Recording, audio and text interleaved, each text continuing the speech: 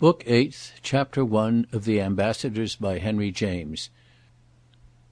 Strether rambled alone during these few days, the effect of the incident of the previous week having been to simplify in a marked fashion his mixed relations with Waymarsh. Nothing had passed between them in reference to Mrs. Newsome's summons, but that our friend had mentioned to his own the departure of the deputation actually at sea, giving him thus an opportunity to confess to the occult intervention he imputed to him.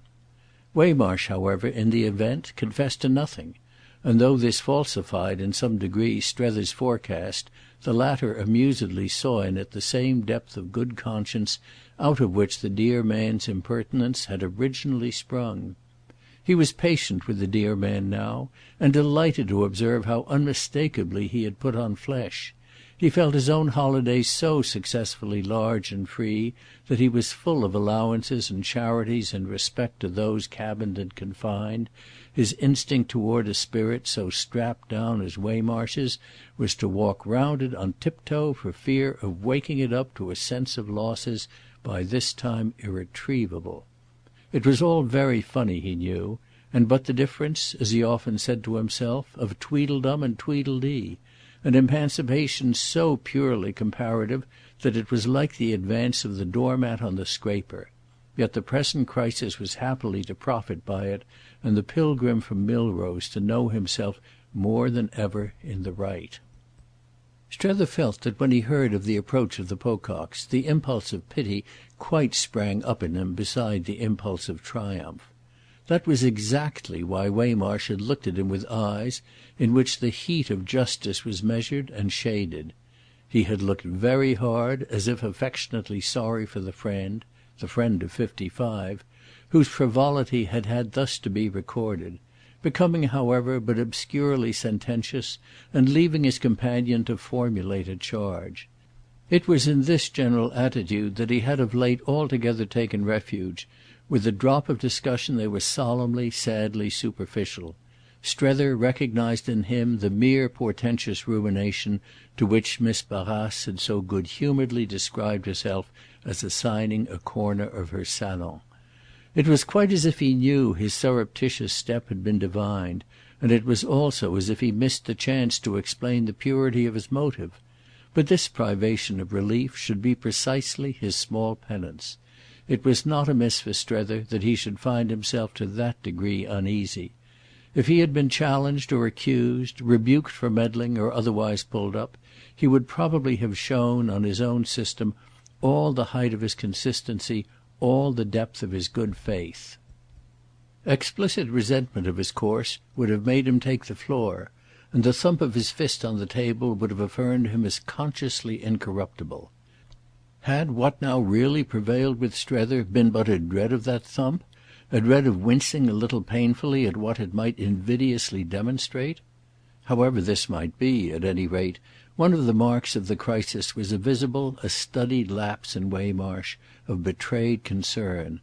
As if to make up to his comrade for the stroke by which he had played Providence, he now conspicuously ignored his movements, withdrew himself from the pretensions to share them, stiffened up his sensibility to neglect, and clasping his large empty hands and swinging his large restless foot, clearly looked to another quarter for justice.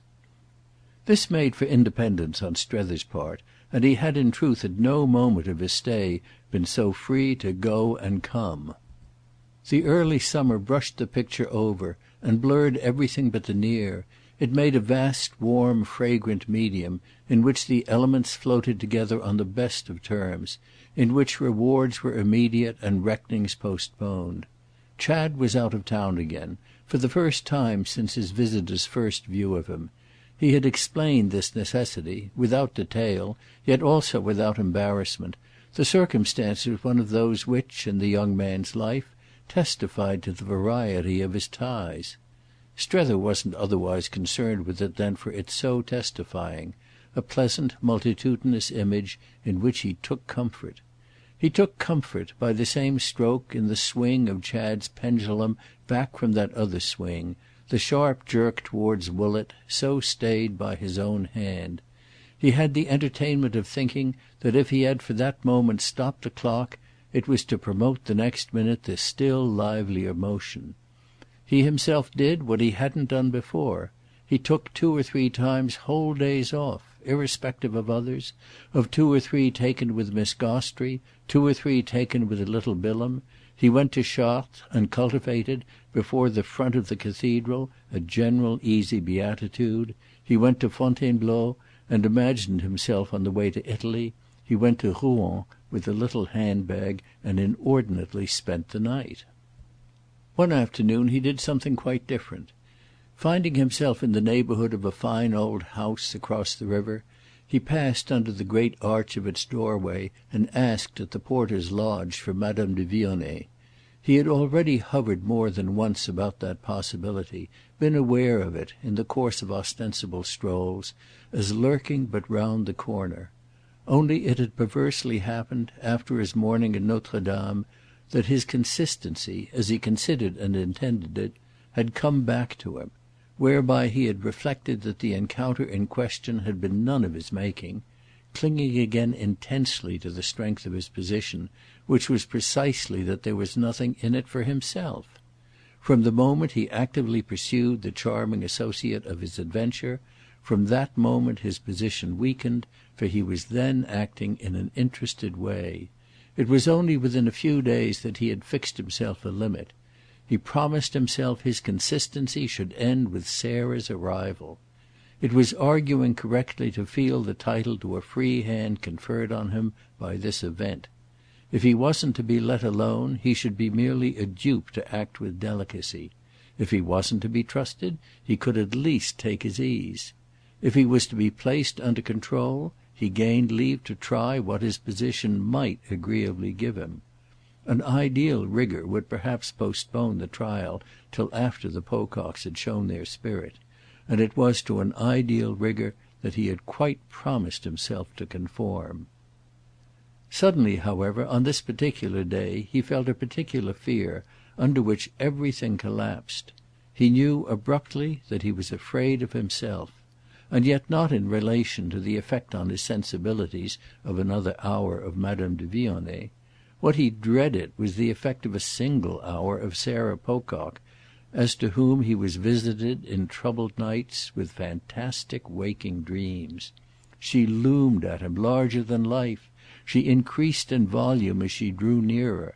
She so met his eyes that, his imagination taking, after the first step, all, and more than all, the strides, he already felt her come down on him, already burned under her reprobation with the blush of guilt, already consented, by way of penance, to the instant forfeiture of everything.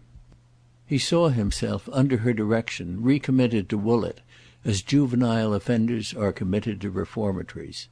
It wasn't of course that Woollett was really a place of discipline, but he knew in advance that Sarah's salon at the hotel would be.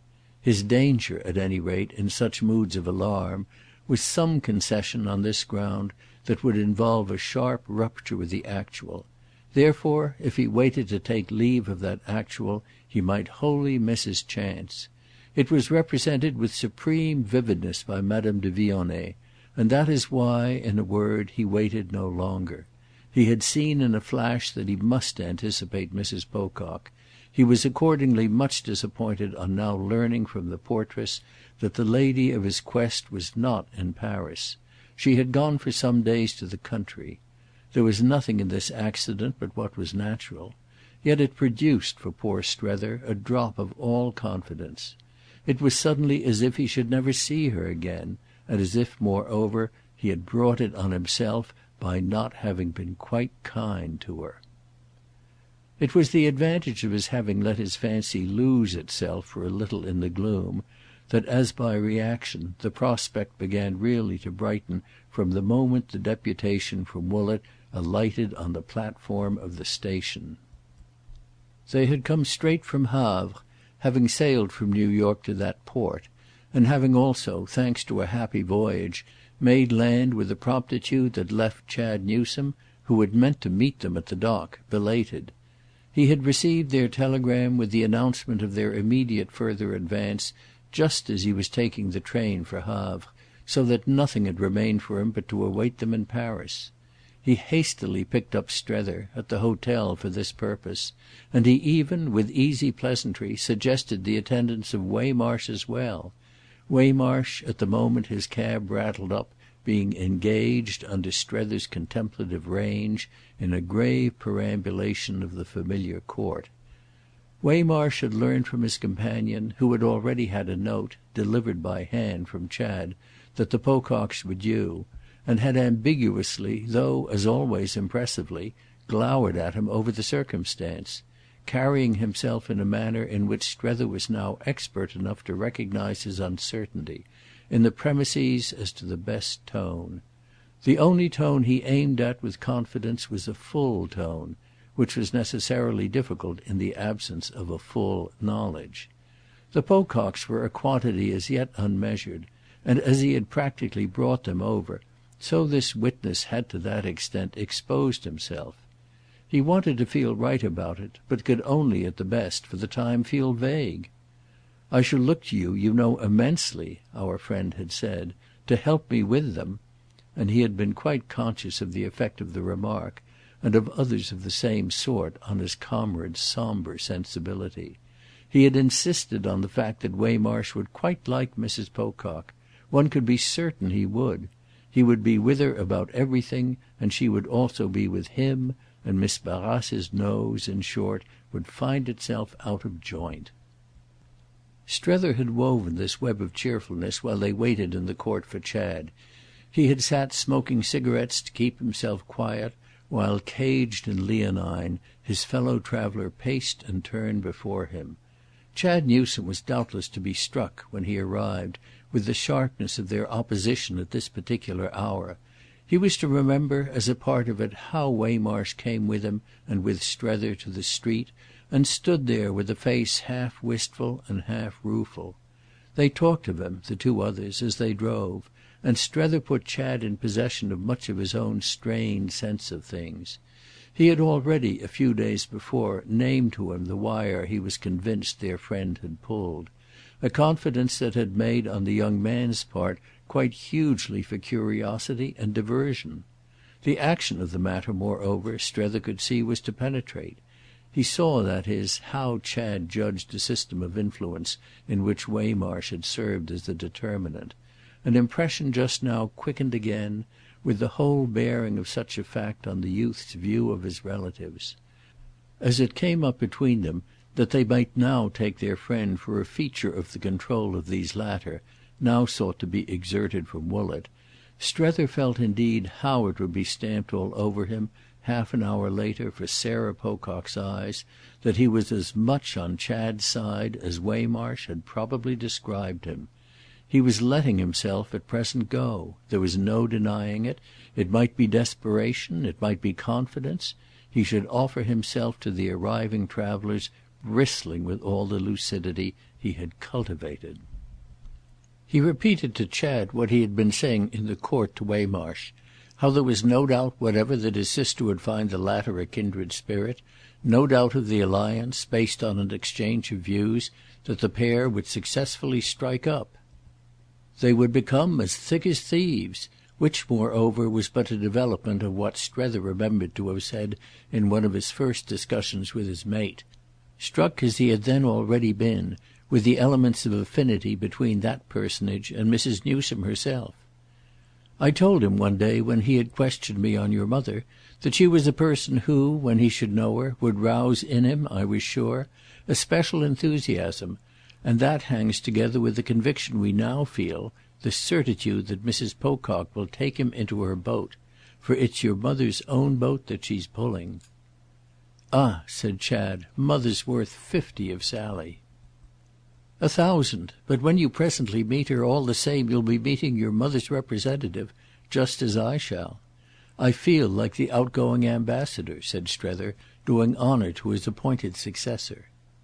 A moment after speaking as he had just done, he felt he had inadvertently rather cheapened Mrs. Newsome to her son, an impression audibly reflected, as at first seen, in Chad's prompt protest. He had recently rather failed of apprehension of the young man's attitude and temper, remaining principally conscious of how little worry, at the worst, he wasted, and he studied him at this critical hour with renewed interest. Chad had done exactly what he had promised him a fortnight previous, had accepted without another question his plea for delay. He was waiting cheerfully and handsomely, but also inscrutably and with a slight increase perhaps of the hardness originally involved in his acquired high polish. He was neither excited nor depressed, was easy and acute and deliberate, unhurried, unflurried, unworried, only at most a little less amused than usual. Strether felt him more than ever a justification of the extraordinary process of which his own absurd spirit had been the arena. He knew as their cab rolled along, knew as he hadn't even yet known, that nothing else than what Chad had done and had been would have led to his present showing. They had made him, these things, what he was. And the business hadn't been easy. It had taken time and trouble. It had cost, above all, a price. The result at any rate was now to be offered to Sally, which Strether, so far as that was concerned, was glad to be there to witness. Would she in the least make it out or take it in, the result, or would she in the least care for it if she did? He scratched his chin as he asked himself by what name, when challenged, as he was sure he should be, he could call it for her. Oh, those were determinations she must herself arrive at. Since she wanted so much to see, let her see then and welcome. She had come out in the pride of her competence, yet it hummed in Strether's inner sense that she practically wouldn't see. That this was moreover what Chad shrewdly suspected was clear from a word that next dropped from him. "They're children, they play at life." And the exclamation was significant and reassuring. It implied that he hadn't then, for his companion's sensibility, appeared to give Mrs. Newsome away, and it facilitated our friend's presently asking him if it were his idea that Mrs. Pocock and Madame de Vionnet should become acquainted. Strether was still more sharply struck hereupon with Chad's lucidity. "Why, isn't that exactly, to get a sight of the company I keep, what she has come out for?" "Yes, I'm afraid it is," Strether unguardedly replied. Chad's quick rejoinder lightened his precipitation. "Why do you say you're afraid?" "Well, because I feel a certain responsibility. It's my testimony, I imagine, that will have been at the bottom of Mrs. Pocock's curiosity.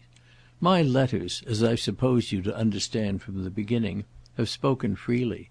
I've certainly said my little say about Madame de Vionnet." All that, for Chad, was beautifully obvious. "Yes, but you've only spoken handsomely." "Never more handsomely of any woman. But it's just that tone." "That tone," said Chad, "that has fetched her? I dare say, but I've no quarrel with you about it. And no more has Madame de Vionnet. Don't you know by this time how she likes you?" "Oh," and Strether had with his groan a real pang of melancholy, "for all I've done for her." "Ah, you've done a great deal." Chad's urbanity fairly shamed him, and he was at this moment absolutely impatient to see the face Sarah Pocock would present to a sort of thing, as he synthetically phrased it to himself, with no adequate forecast of which, despite his admonitions, she would certainly arrive. "I've done this." "Well, this is all right. She likes," Chad comfortably remarked, "to be liked." It gave his companion a moment's thought. "And she's sure Mrs. Pocock will—" "No, I say that for you. She likes your liking her. It's so much, as it were," Chad laughed, "to the good. However, she doesn't despair of Sarah either, and is prepared on her own side to go to all lengths." "In the way of appreciation?" "Yes, and of everything else. In the way of general amiability, hospitality and welcome. She's under arms," Chad laughed again. "She's prepared." Strether took it in; then as if an echo of Miss Barrace were in the air, "She's wonderful." "You don't begin to know how wonderful." There was a depth in it, to Strether's ear, of confirmed luxury, almost a kind of unconscious insolence of proprietorship; but the effect of the glimpse was not at this moment to foster speculation. There was something so conclusive in so much graceful and generous assurance. It was in fact a fresh evocation, and the evocation had before many minutes another consequence. Well, I shall see her oftener now. I shall see her as much as I like, by your leave, which is what I hitherto haven't done." "It has been," said Chad, but without reproach, "only your own fault. I tried to bring you together, and she, my dear fellow, I never saw her more charming to any man. But you've got your extraordinary ideas." "Well, I did have," Strether murmured, while he felt both how they had possessed him and how they had now lost their authority. He couldn't have traced the sequence to the end, but it was all because of Mrs. Pocock. Mrs. Pocock might be because of Mrs. Newsome, but that was still to be proved. What came over him was the sense of having stupidly failed to profit where profit would have been precious. It had been open to him to see so much more of her, and he had but let the good days pass. Fierce in him, almost, was the resolve to lose no more of them, and he whimsically reflected, while at Chad's side he drew nearer to his destination, that it was after all Sarah who would have quickened his chance. What her visit of inquisition might achieve in other directions was as yet all obscure. Only not obscure that it would do supremely much to bring two earnest persons together. He had but to listen to Chad at this moment to feel it, for Chad was in the act of remarking to him that they of course both counted on him, he himself and the other earnest person, for cheer and support. It was brave to Strether to hear him talk as if the line of wisdom they had struck out was to make things ravishing to the Pococks.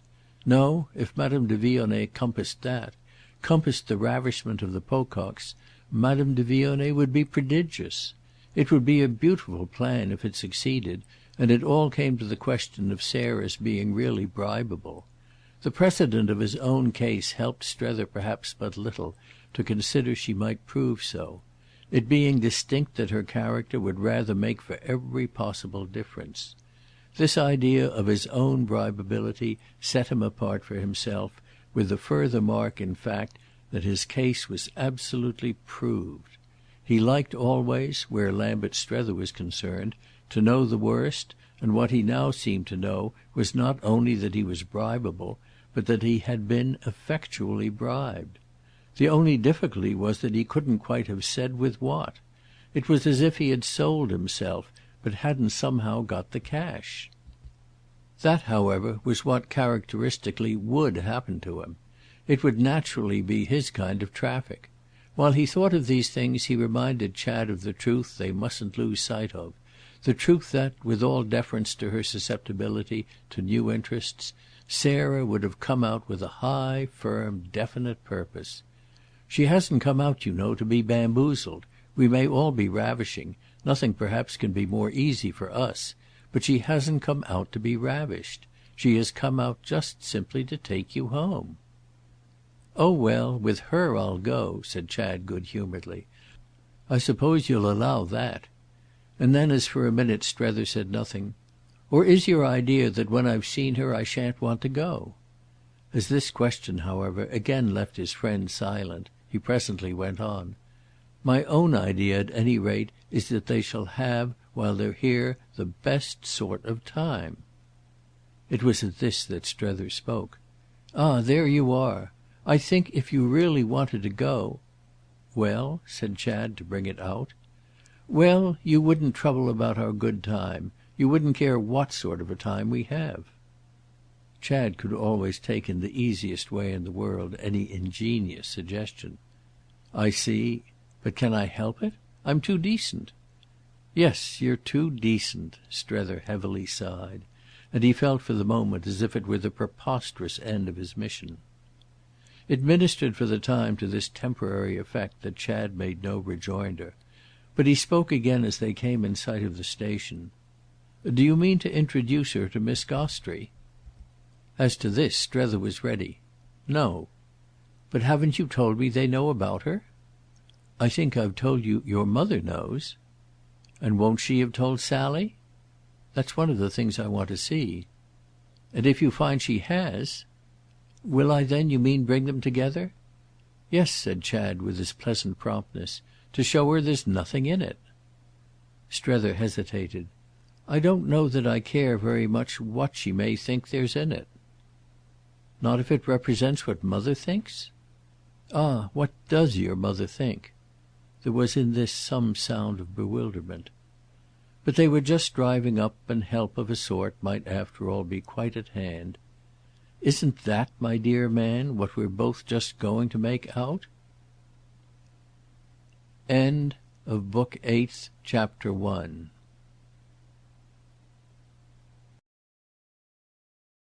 Book Eighth, Chapter 2 of The Ambassadors, by Henry James. Strether quitted the station half an hour later in different company. Chad had taken charge, for the journey to the hotel, of Sarah, Mamie, the maid and the luggage, all spaciously installed and conveyed, and it was only after the four had rolled away that his companion got into a cab with Jim. A strange new feeling had come over Strether, in consequence of which his spirits had risen. It was as if what had occurred on the alighting of his critics had been something other than fear, though his fear had yet not been of an instant scene of violence. His impression had been nothing but what was inevitable. He said that to himself, yet relief and reassurance had softly dropped upon him. Nothing could be so odd as to be indebted for these things to the look of faces and the sound of voices that had been with him to satiety, as he might have said, for years. But he now knew all the same how uneasy he had felt. That was brought home to him by his present sense of a respite. It had come moreover in the flash of an eye. It had come in the smile with which Sarah, whom at the window of her compartment they had effusively greeted from the platform, rustled down to them a moment later, fresh and handsome from her cool June progress through the charming land. It was only a sign, but enough. She was going to be gracious and unelusive. She was going to play the larger game, which was still more apparent, after she had emerged from Chad's arms in her direct greeting to the valued friend of her family. Strether was then as much as ever the valued friend of her family. It was something he could at all events go on with, and the manner of his response to it expressed even for himself how little he had enjoyed the prospect of ceasing to figure in that likeness.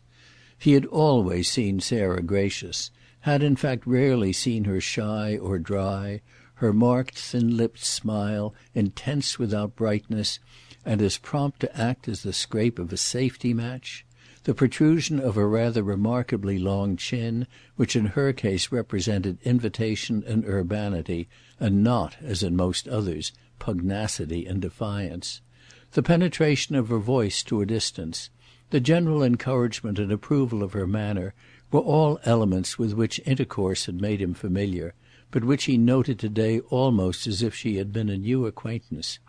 This first glimpse of her had given a brief but vivid accent to her resemblance to her mother. He could have taken her for Mrs. Newsome while she met his eyes as the train rolled into the station. It was an impression that quickly dropped. Mrs. Newsome was much handsomer, and while Sarah inclined to the massive, her mother had, at an age, still the girdle of a maid. Also the latter's chin was rather short than long, and her smile, by good fortune, much more, oh ever so much more, mercifully vague. Strether had seen Mrs. Newsome reserved. He had literally heard her silent, though he had never known her unpleasant. It was the case with Mrs. Pocock that he had known her unpleasant, even though he had never known her not affable. She had forms of affability that were in a high degree assertive. Nothing, for instance, had ever been more striking than that she was affable to Jim. What had told in any case at the window of the train was her high clear forehead, that forehead which her friends, for some reason, always thought of as a brow. The long reach of her eyes, it came out at this juncture in such a manner as to remind him, oddly enough, also of that of Waymarsh's. And the unusual gloss of her dark hair, dressed and hatted, after her mother's refined example, with such an avoidance of extremes that it was always spoken of at Woollett as "their own." Though this analogy dropped as soon as she was on the platform, it had lasted long enough to make him feel all the advantage, as it were, of his relief. The woman at home, the woman to whom he was attached, was before him just long enough to give him again the measure of the wretchedness, in fact really of the shame, of their having to recognize the formation between them of a split.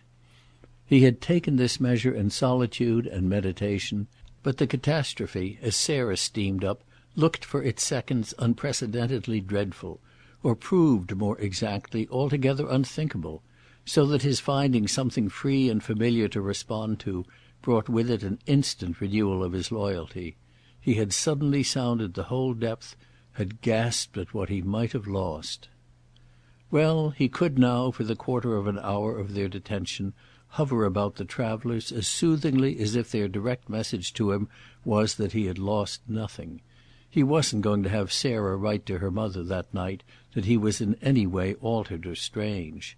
There had been times enough for a month when it had seemed to him that he was strange, that he was altered in every way, but that was a matter for himself. He knew at least whose business it was not. It was not at all events such a circumstance as Sarah's own unaided lights would help her to. Even if she had come out to flash those lights more than yet appeared, she wouldn't make much headway against mere pleasantness. He counted on being able to be merely pleasant to the end, and if only from incapacity, moreover, to formulate anything different. He couldn't even formulate to himself his being changed and queer. It had taken place, the process, somewhere deep down. Maria Gostrey had caught glimpses of it, but how was he to fish it up, even if he desired, for Mrs. Pocock? This was, then, the spirit in which he hovered, and with the easier throb in it much indebted furthermore to the impression of high and established adequacy as a pretty girl promptly produced in him by Mamie. He wondered vaguely, turning over many things in the fidget of his thoughts, if Mamie were as pretty as Woollett published her, as to which issue seeing her now again was to be so swept away by Woolett's opinion that this consequence really let loose for the imagination an avalanche of others.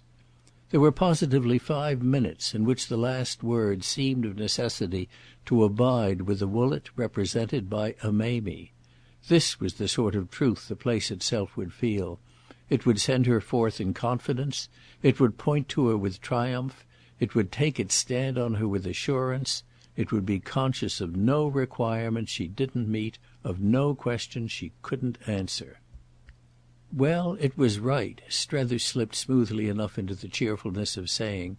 Granted that a community might be best represented by a young lady of 22, Mamie perfectly played the part, played it as if she were used to it, and looked and spoke and dressed the character.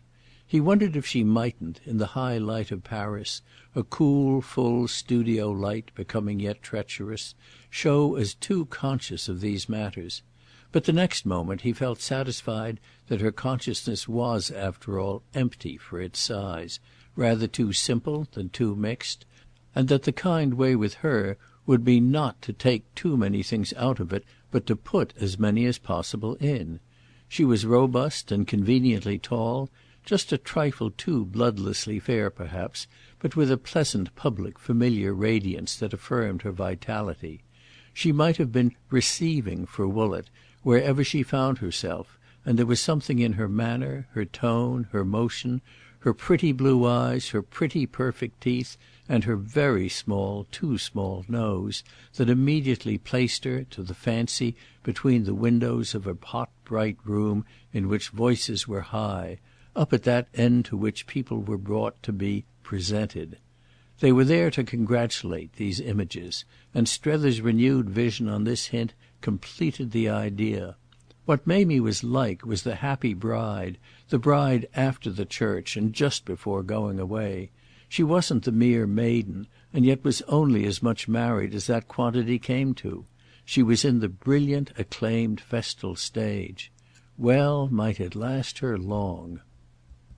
Strether rejoiced in these things for Chad, who was all genial attention to the needs of his friends, besides having arranged that his servant should reinforce him. The ladies were certainly pleasant to see, and Mamie would be at any time and anywhere pleasant to exhibit.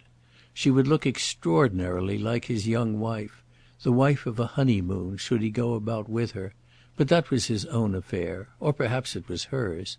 It was at any rate something she couldn't help. Strether remembered how he had seen him come up with Jeanne de Vionnet in Gloriani's garden, and the fancy he had had about that, the fancy obscured now, thickly overlaid with others. The recollection was during these minutes his only note of trouble. He had often, in spite of himself, wondered if Chad but too probably were not with Jeanne the object of a still and shaded flame.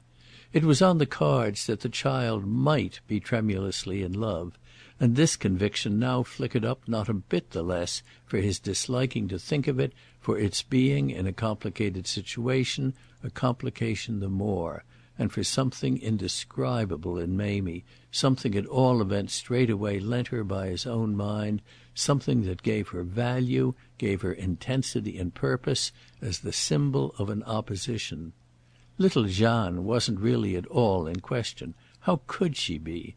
Yet from the moment Miss Pocock had shaken her skirts on the platform, touched up the immense bows of her hat, and settled properly over her shoulder the strap of her morocco and gilt travelling satchel, from that moment little Jeanne was opposed. It was in the cab with Jim that impressions really crowded on Strether, giving him the strangest sense of length of absence from people among whom he had lived for years. Having them thus come out to him was as if he had returned to find them, and the droll promptitude of Jim's mental reaction threw his own initiation far back into the past. Whoever might or mightn't be suited by what was going on among them, Jim for one would certainly be. His instant recognition, frank and whimsical, of what the affair was for him gave Strether a glow of pleasure. "I say, you know, this is about my shape, and if it hadn't been for you—" So he broke out as the charming streets met his healthy appetite, and he wound up, after an expressive nudge, with a clap of his companion's knee and an "Oh you are doing it!" that was charged with rich meaning. Strether felt in it the intention of homage, but with a curiosity otherwise occupied, postponed taking it up.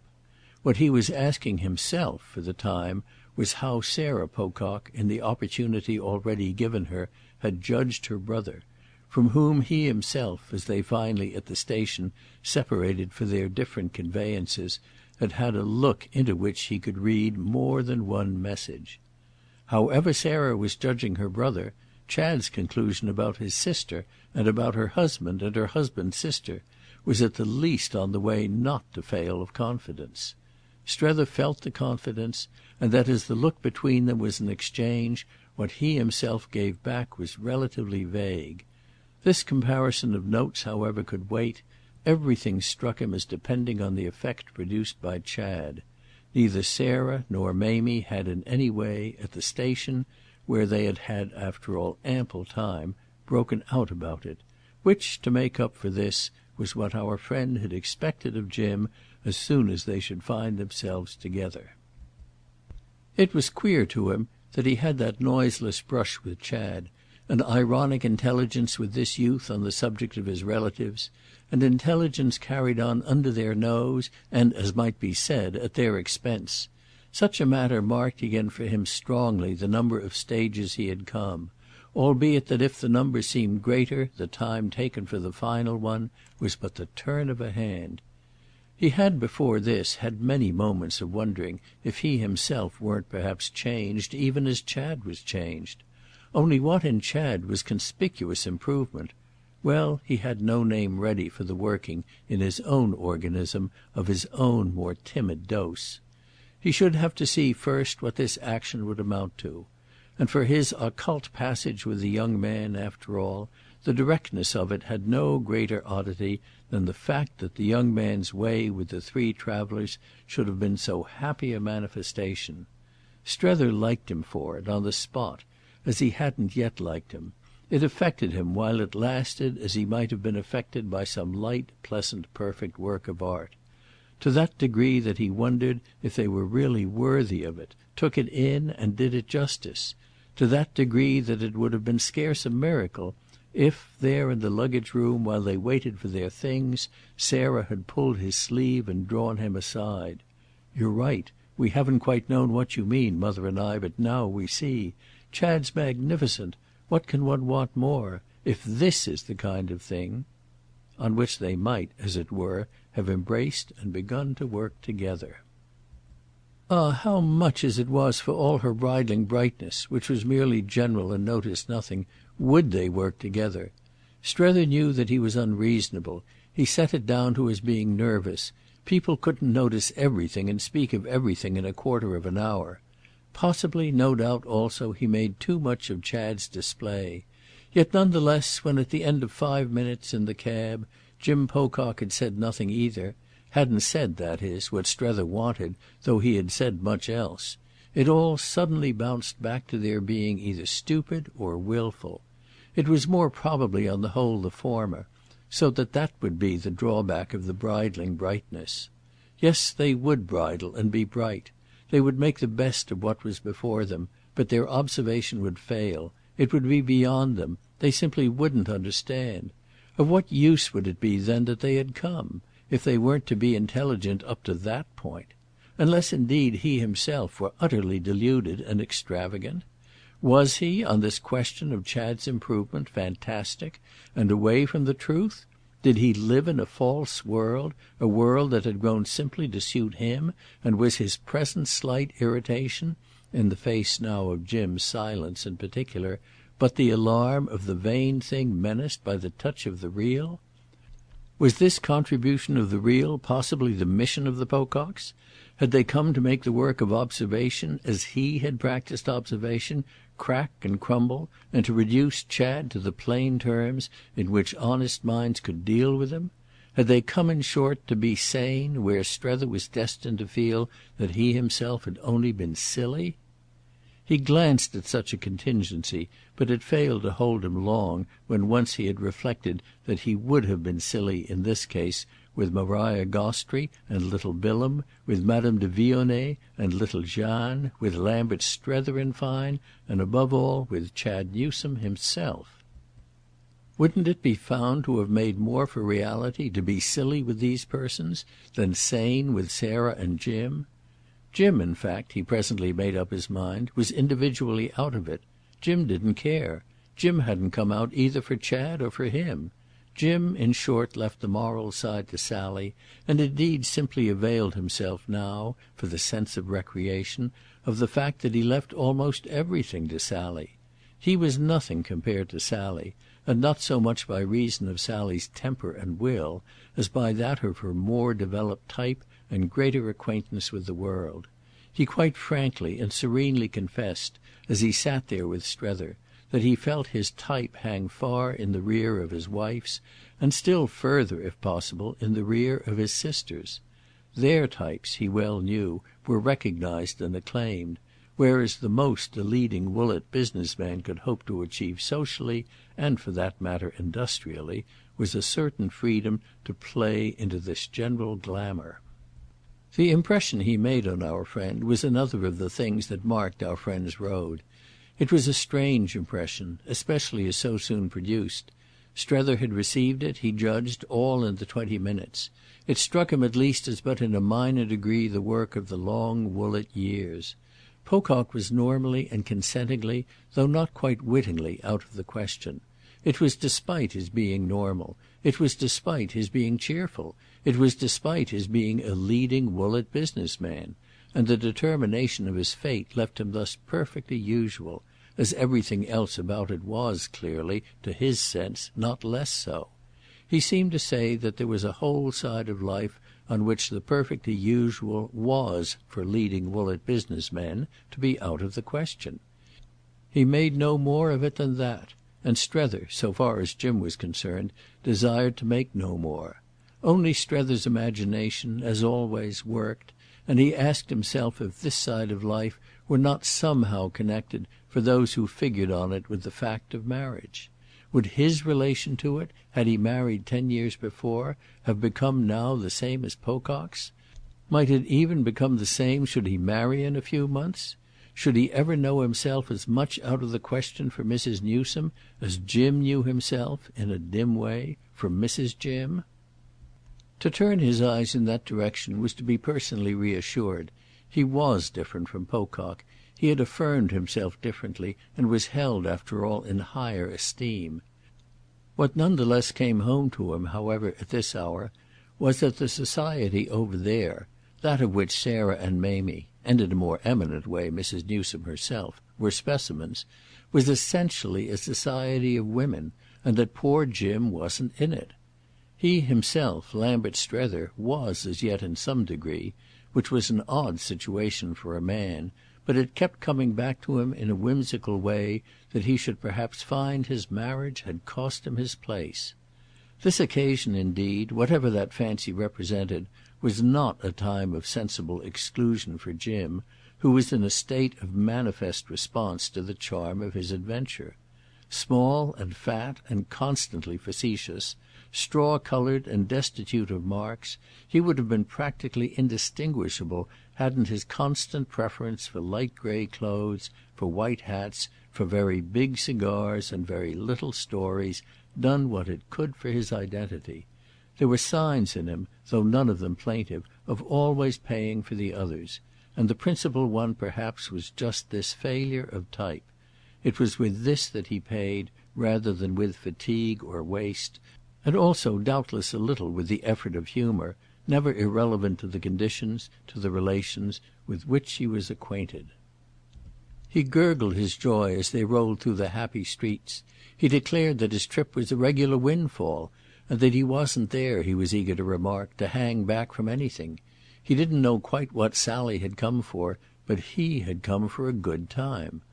Strether indulged him even while wondering if what Sally wanted her brother to go back for was to become like her husband.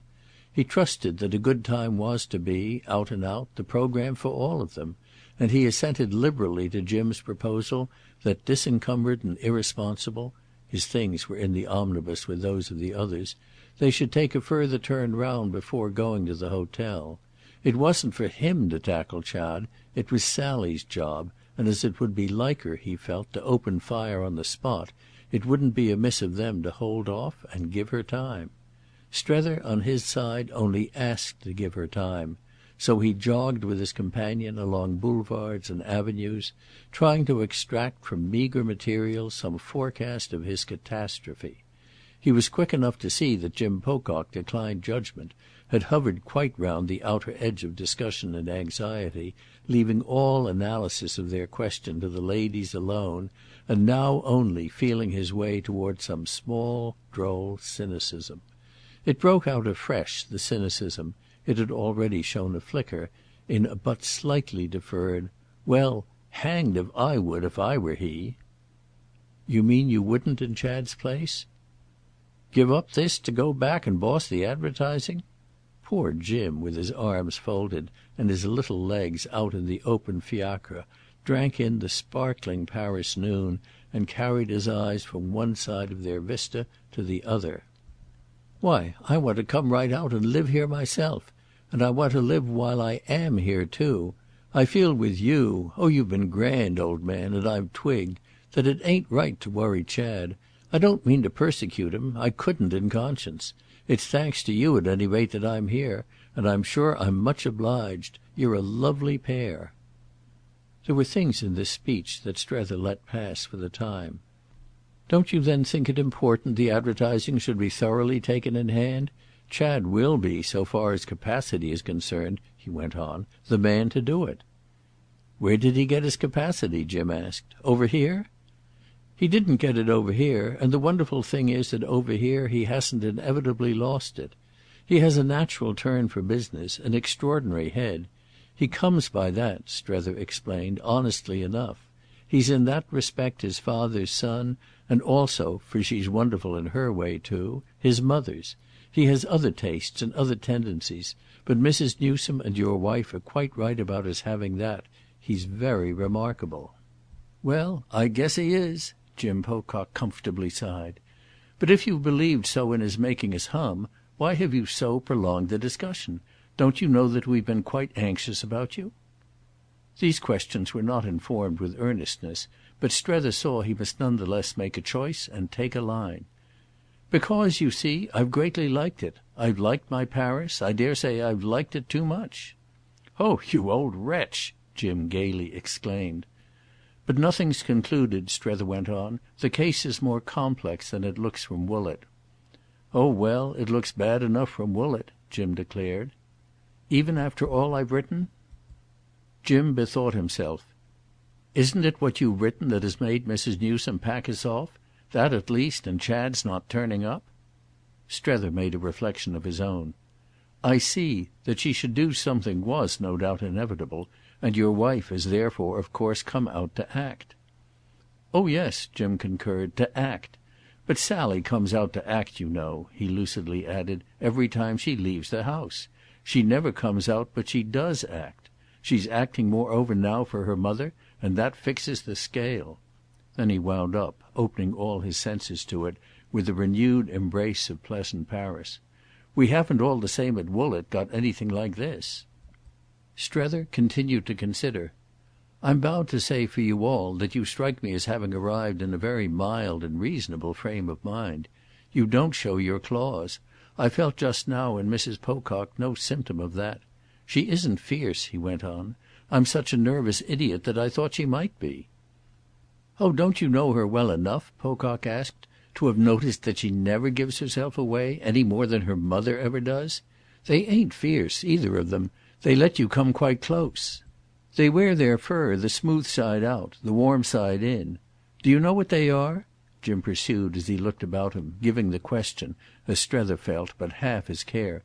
"Do you know what they are? They're about as intense as they can live." "Yes," and Strether's concurrence had a positive precipitation. "They're about as intense as they can live." "They don't lash about and shake the cage," said Jim, who seemed pleased with his analogy, "and it's at feeding time that they're quietest. But they always get there." "They do indeed. They always get there," Strether replied with a laugh that justified his confession of nervousness. He disliked to be talking sincerely of Mrs. Newsome with Pocock. He could have talked insincerely. But there was something he wanted to know, a need created in him by her recent intermission, by his having given from the first so much, as now more than ever appeared to him, and got so little. It was as if a queer truth in his companion's metaphor had rolled over him with a rush. She had been quiet at feeding time. She had fed, and Sarah had fed with her, out of the big bowl of all his recent free communication, his vividness and pleasantness, his ingenuity and even his eloquence, while the current of her response had steadily run thin. Jim meanwhile, however, it was true, slipped characteristically into shallowness from the moment he ceased to speak out of the experience of a husband. "But of course Chad has now the advantage of being there before her. If he doesn't work that for all it's worth—" He sighed with contingent pity at his brother-in-law's possible want of resource. "He has worked it out on you pretty well, eh?"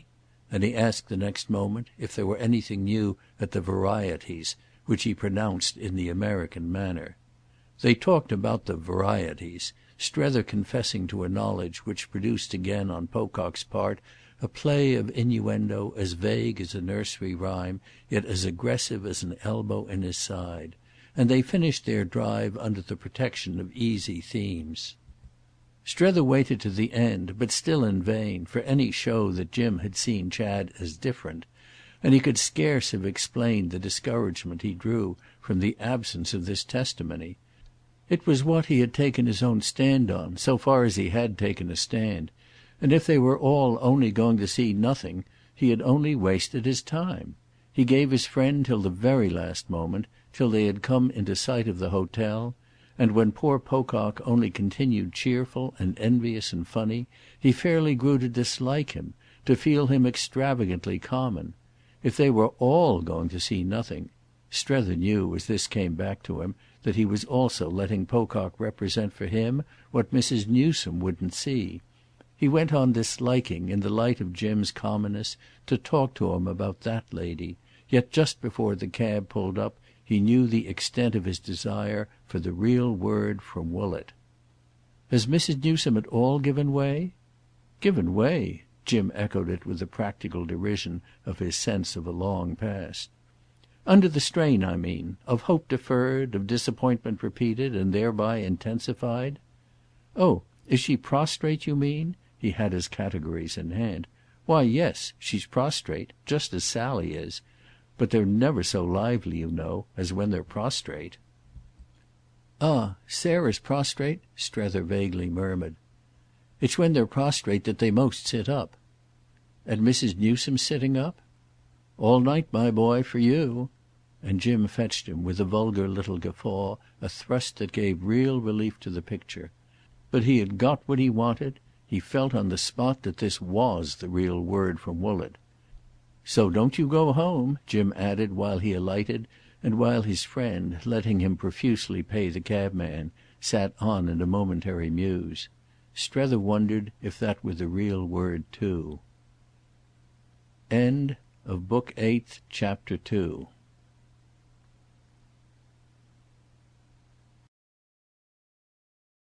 Book 8th, Chapter 3 of The Ambassadors, by Henry James.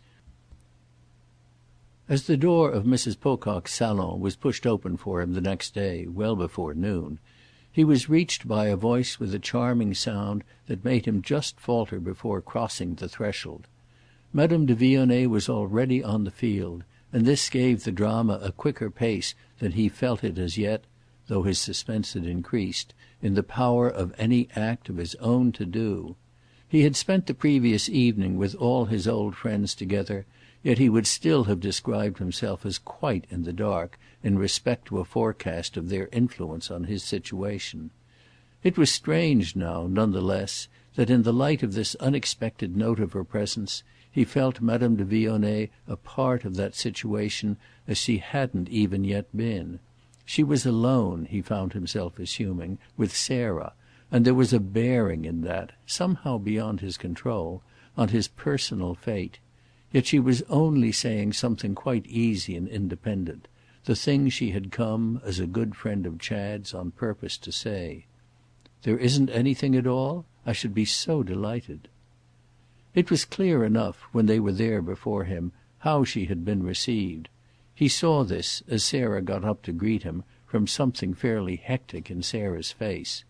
He saw furthermore that they weren't, as had first come to him, alone altogether. He was at no loss as to the identity of the broad high back presented to him in the embrasure of the window furthest from the door. Waymarsh, whom he had to-day not yet seen, whom he only knew to have left the hotel before him, and who had taken part, the night previous, on Mrs. Pocock's kind invitation, conveyed by Chad, in the entertainment, informal but cordial, promptly offered by that lady, Waymarsh had anticipated him even as Madame de Vionnet had done, and with his hands in his pockets and his attitude unaffected by Strether's entrance, was looking out, in marked detachment, at the Rue de Rivoli. The latter felt it in the air. It was immense how Waymarsh could mark things, that he had remained deeply dissociated from the overture to their hostess that we have recorded on Madame de Vionet's side. He had conspicuously tact, besides a stiff general view, and this was why he had left Mrs. Pocock to struggle alone. He would outstay the visitor, he would unmistakably wait.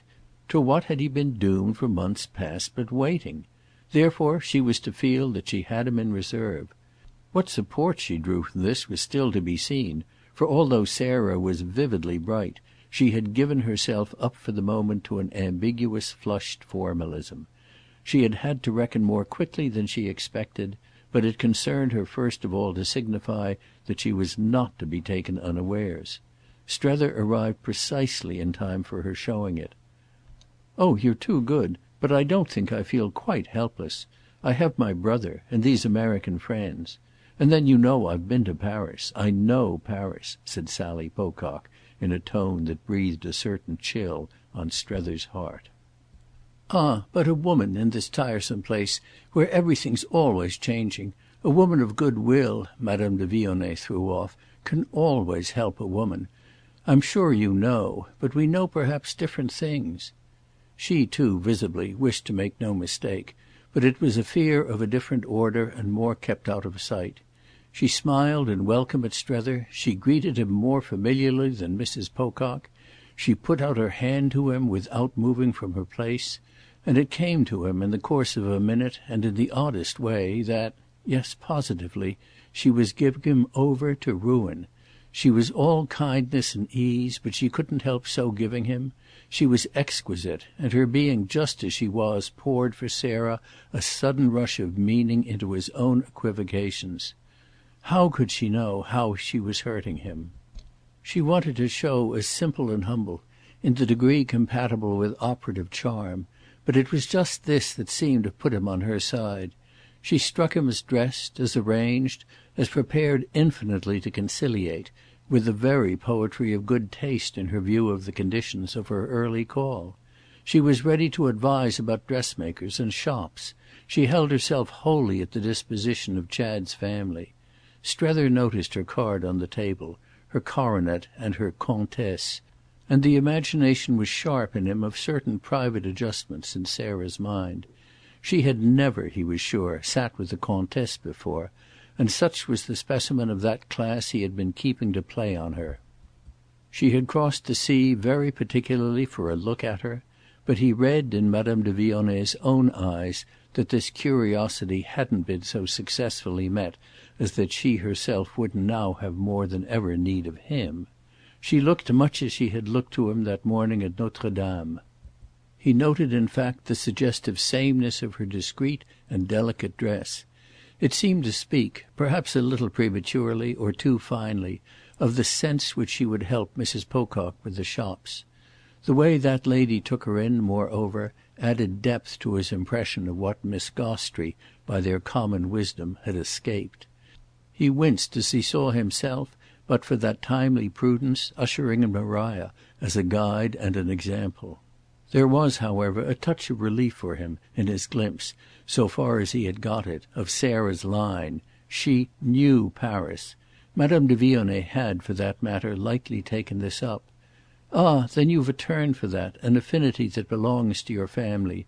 Your brother, though his long experience makes a difference, I admit, has become one of us in a marvellous way." And she appealed to Strether in the manner of a woman who could always glide off with smoothness into another subject. Wasn't he struck with the way Mr. Newsome had made the place his own, and hadn't he been in position to profit by his friend's wondrous expertness?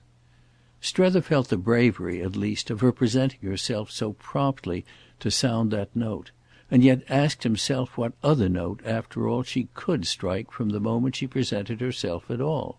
She could meet Mrs. Pocock only on the ground of the obvious, and what feature of Chad's situation was more eminent than the fact that he had created for himself a new set of circumstances? Unless she hid herself altogether, she could show but as one of these, an illustration of his domiciled and indeed of his confirmed condition. And the consciousness of all this, in her charming eyes, was so clear and fine that as she publicly drew him into her boat she produced in him such a silent agitation as he was not to fail afterwards to denounce as pusillanimous. "Ah, don't be so charming to me, for it makes us intimate, and after all what is between us when I've been so tremendously on my guard and have seen you but half a dozen times?" He recognised once more the perverse law that so inveterately governed his poor personal aspects. It would be exactly like the way things always turned out for him that he should affect Mrs. Pocock and Waymarsh as launched in a relation in which he had really never been launched at all. They were at this very moment, they could only be, attributing to him the full licence of it, and all by the operation of her own tone with him, whereas his sole licence had been to cling with intensity to the brink, not to dip so much as a toe into the flood. But the flicker of his fear on this occasion was not, as may be added, to repeat itself. It sprang up for its moment only to die down and then go out for ever. To meet his fellow visitor's invocation and, with Sarah's brilliant eyes on him, answer, was quite sufficiently to step into her boat. During the rest of the time her visit lasted he felt himself proceed to each of the proper offices, successively, for helping to keep the adventurous skiff afloat. It rocked beneath him, but he settled himself in his place, he took up an oar, and since he was to have the credit of pulling, pulled.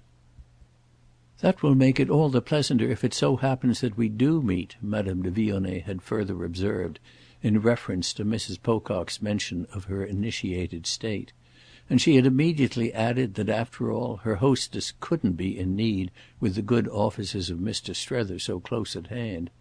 "It's he, I gather, who has learnt to know his Paris and to love it, better than any one ever before in so short a time, so that between him and your brother, when it comes to the point, how can you possibly want for good guidance? The great thing, Mr. Strether will show you," she smiled, "is just to let oneself go." "Oh, I've not let myself go very far," Strether answered, feeling quite as if he had been called upon to hint to Mrs. Pocock how Parisians could talk. "I'm only afraid of showing I haven't let myself go far enough. I've taken a good deal of time, but I must quite have had the air of not budging from one spot." He looked at Sarah in a manner that he thought she might take as engaging, and he made, under Madame de Vionnet's protection as it were, his first personal point. "What has really happened has been that all the while I've done what I came out for." Yet it only at first gave Madame de Vionnet a chance immediately to take him up. "You've renewed acquaintance with your friend. You've learnt to know him again."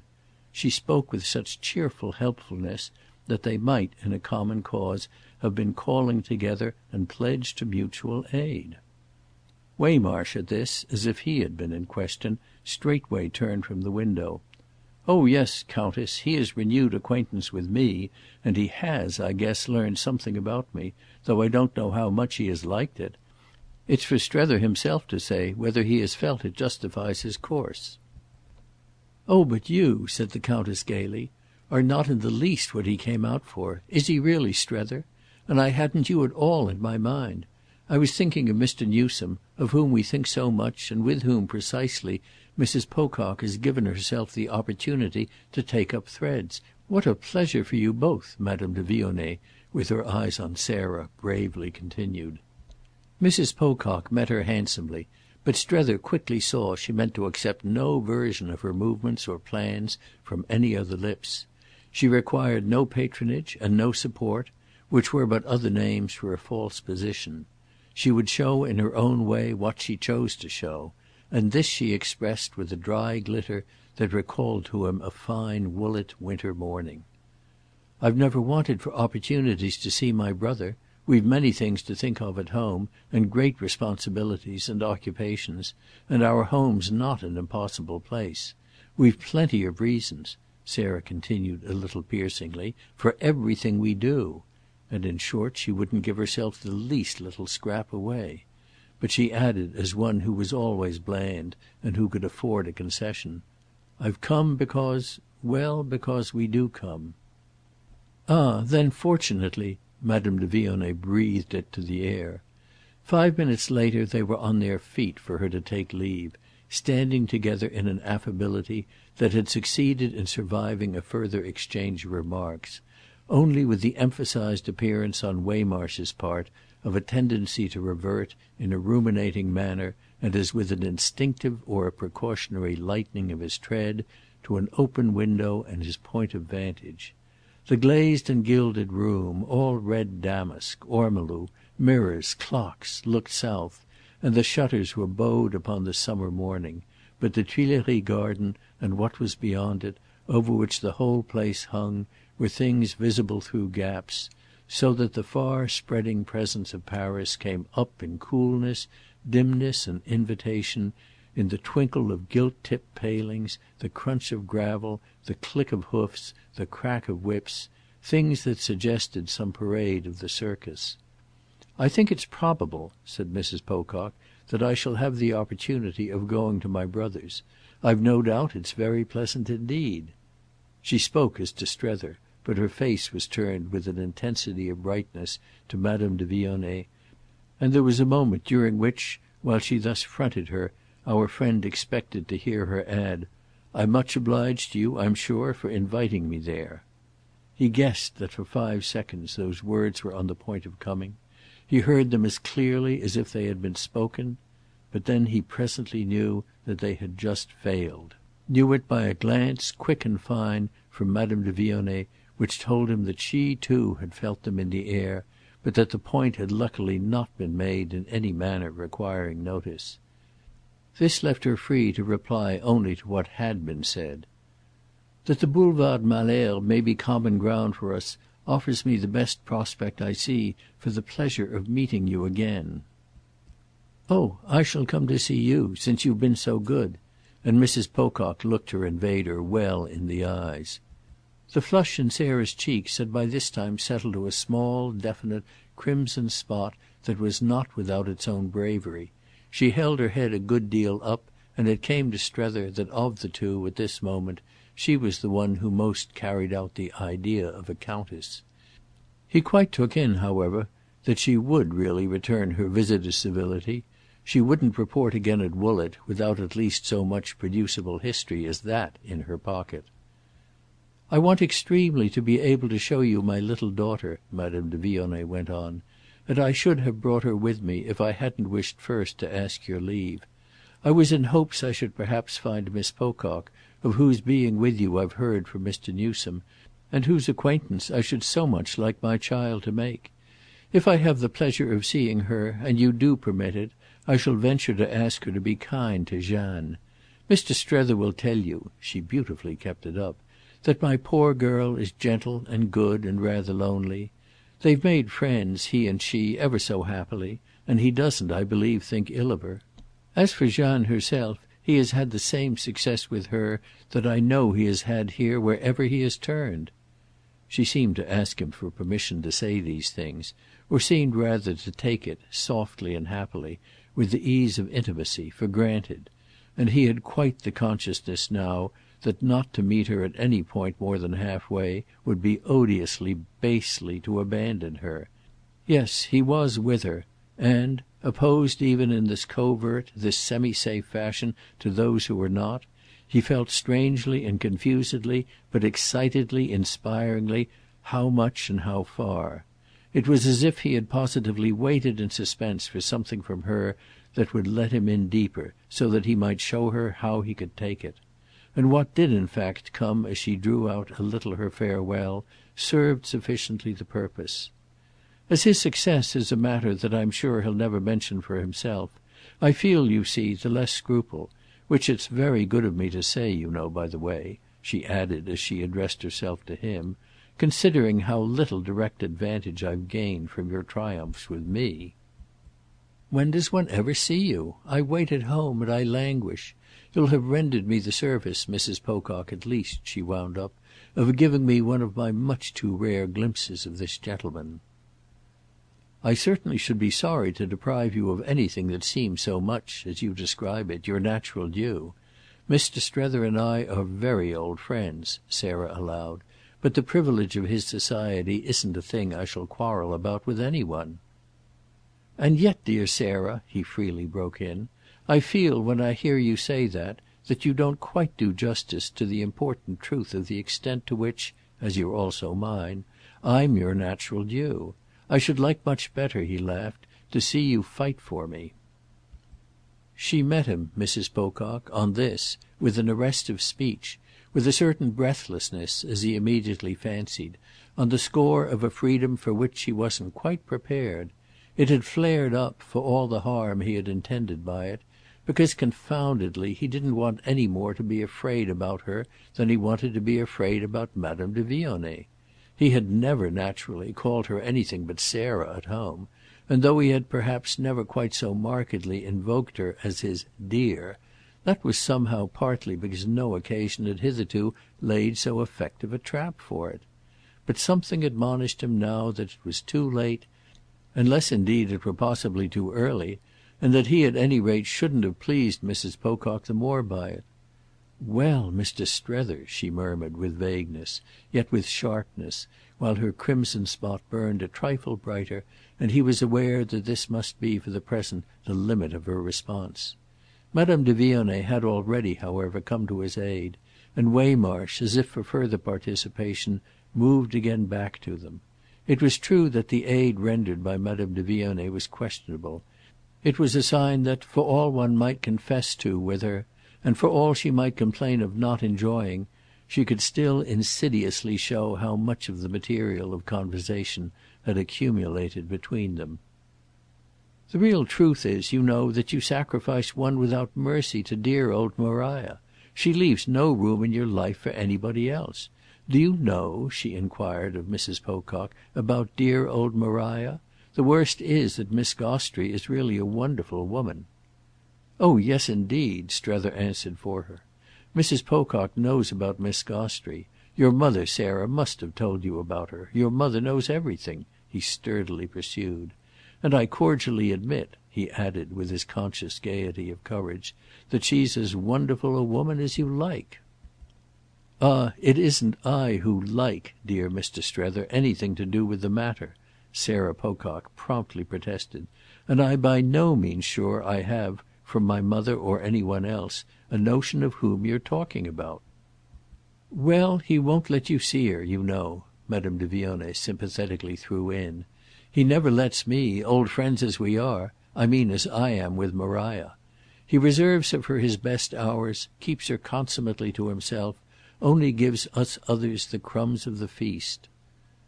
"Well, Countess, I've had some of the crumbs," Waymarsh observed with weight and covering her with his large look, which led her to break in before he could go on.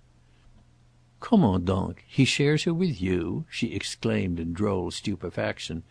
"Take care you don't have, before you go much further, rather more of all ces dames than you may know what to do with." But he only continued in his massive way. "I can post you about the lady Mrs. Pocock, so far as you may care to hear. I've seen her quite a number of times, and I was practically present when they made acquaintance. I've kept my eye on her right along, but I don't know as there's any real harm in that." "Harm?" Madame de Vionnet quickly echoed. "Why, she's the dearest and cleverest of all the clever and dear." "Well, you run her pretty close, Countess," Waymarsh returned with spirit, "though there's no doubt she's pretty well up in things. She knows her way round Europe. Above all, there's no doubt she does love Strether."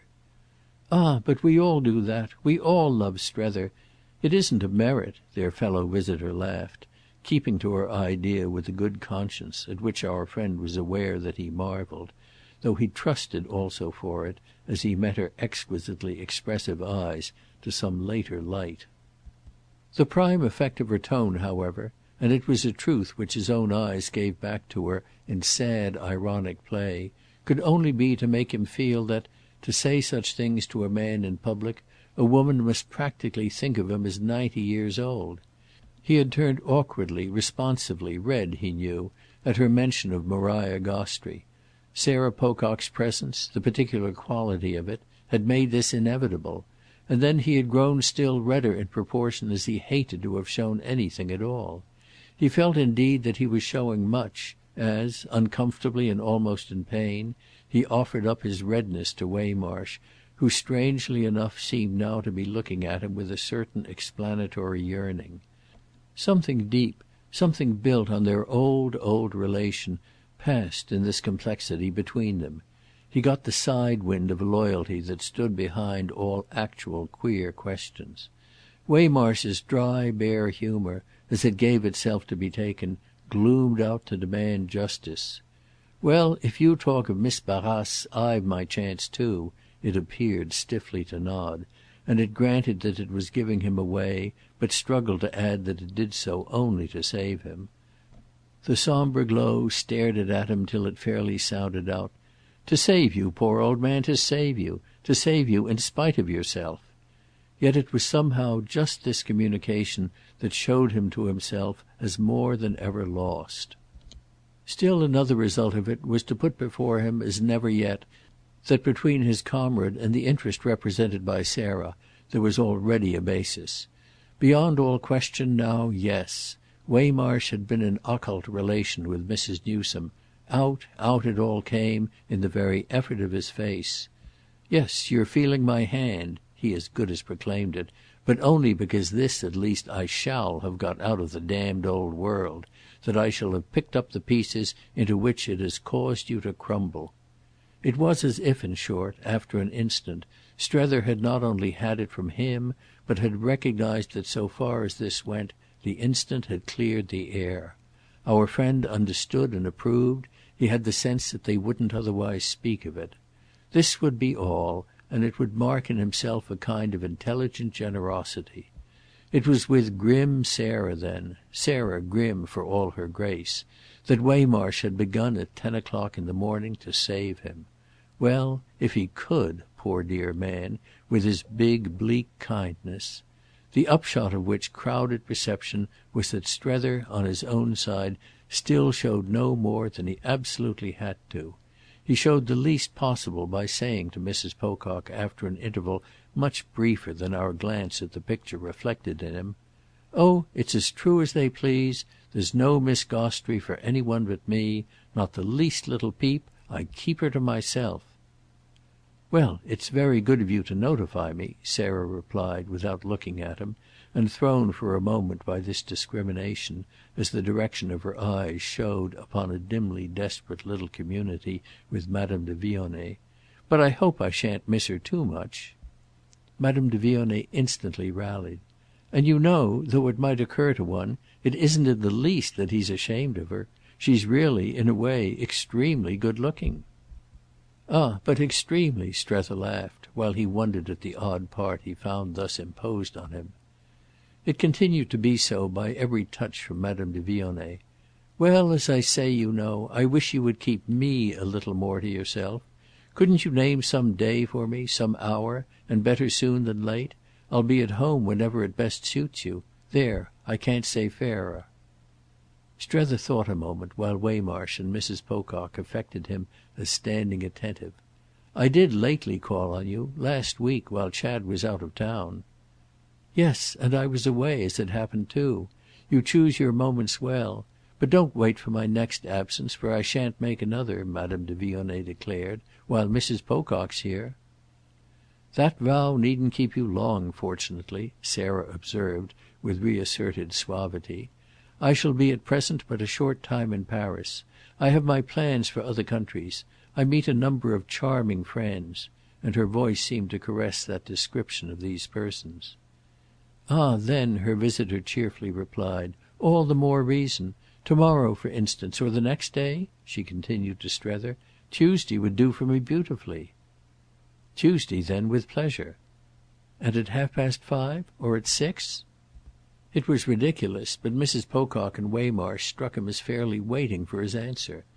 It was indeed as if they were arranged, gathered for a performance, the performance of "Europe" by his confederate and himself.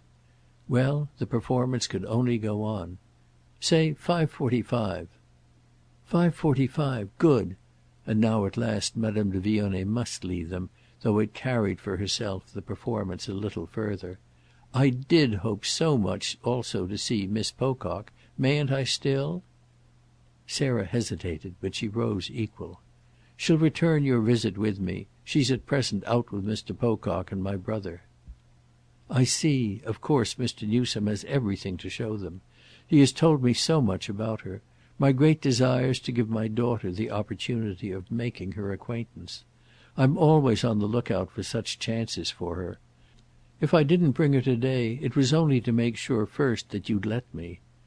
After which the charming woman risked a more intense appeal. "It wouldn't suit you also to mention some near time, so that we shall be sure not to lose you?" Strether, on his side, waited, for Sarah likewise had after all to perform, and it occupied him to have been thus reminded that she had stayed at home, and on her first morning of Paris, while Chad led the others forth. Oh, she was up to her eyes. If she had stayed at home she had stayed by an understanding, arrived at the evening before, that Waymarsh would come and find her alone. This was beginning well, for a first day in Paris, and the thing might be amusing yet. But Madame de Vionet's earnestness was meanwhile beautiful. "You may think me indiscreet, but I've such a desire my Jeanne shall know an American girl of the really delightful kind. You see, I throw myself for it on your charity." The manner of this speech gave Strether such a sense of depths below it and behind it as he hadn't yet had, ministered in a way that almost frightened him to his dim divinations of reasons. But if Sarah still, in spite of it, faltered, this was why he had time for a sign of sympathy with her petitioner.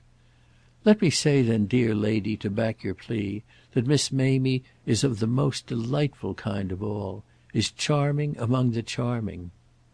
Even Waymarsh, though with more to produce on the subject, could get into motion in time.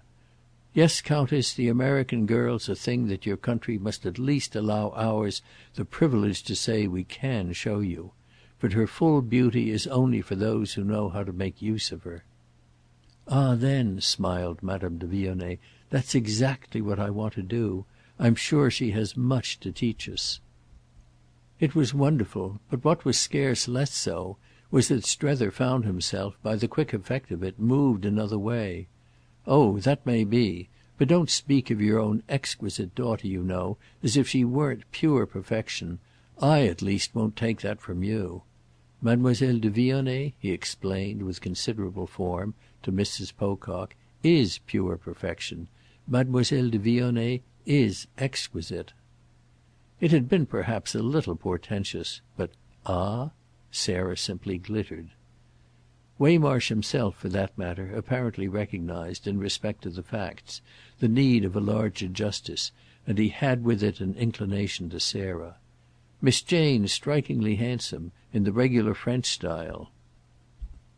It somehow made both Strether and Madame de Vionnet laugh out, though at the very moment he caught in Sarah's eyes, as glancing at the speaker, a vague but unmistakable "You too?" It made Waymarsh in fact look consciously over her head. Madame de Vionnet meanwhile, however, made her point in her own way. "I wish indeed I could offer you my poor child as a dazzling attraction. It would make one's position simple enough. She's as good as she can be, but of course she's different, and the question is now, in the light of the way things seem to go, if she isn't after all too different. Too different, I mean, from the splendid type every one is so agreed that your wonderful country produces. On the other hand, of course, Mr. Newsome, who knows it so well, has, as a good friend, dear kind man that he is, done everything he can to keep us from fatal benightedness for my small shy creature. Well," she wound up after Mrs. Pocock had signified, in a murmur still a little stiff, that she would speak to her own young charge on the question, "well, we shall sit, my child and I, and wait and wait and wait for you." But her last fine turn was for Strether. "Do speak of us in such a way—" "As that something can't but come of it? Oh something shall come of it. I take a great interest," he further declared; and in proof of it, the next moment, he had gone with her down to her carriage. Book Eighth, Chapter 3